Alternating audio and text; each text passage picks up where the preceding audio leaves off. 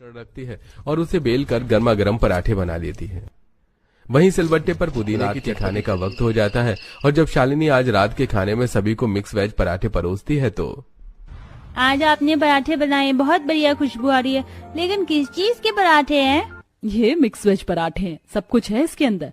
अब आप सब खाकर बताइए कैसे बने हैं। अब जब चटनी के साथ चटपटे पराठों को खाते हैं सब तो सभी को वो काफी अच्छे लगते हैं। ये हुई ना बात, क्या चटपटे पराठे बनाए हैं आपने, मजा आ गया खाकर इस बारिश के ठंडे ठंडे मौसम में। अब तो आप मेरे लिए इसी तरह के पराठे बनाना।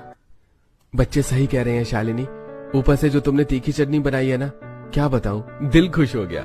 दाल चावल खाकर मेरा तो खाने पर से ही मन उठ गया था, पर अब तो मन कर रहा है कि सारे पराठे मैं अकेले ही खा जाऊं।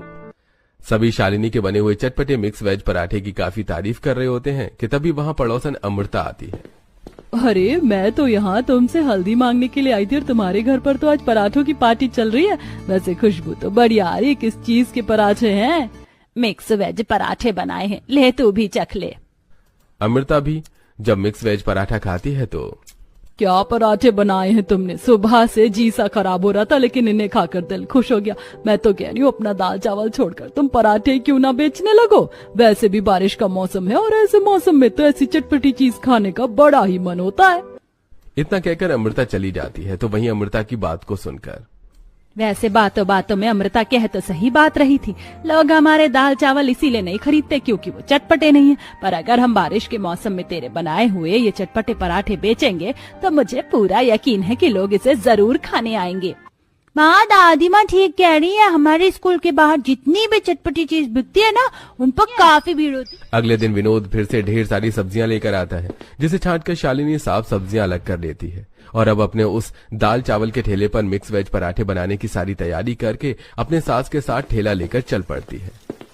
अरे अब तो आप लोगों ने भी पराठे का काम शुरू कर लिया, लेकिन क्या ही फायदा, सामने जो पराठे बेचने वाला था अब तो उसका काम भी अच्छे से नहीं चल रहा है। रोज वही आलू प्याज के पराठे खाकर अब तो मन सा भर गया है।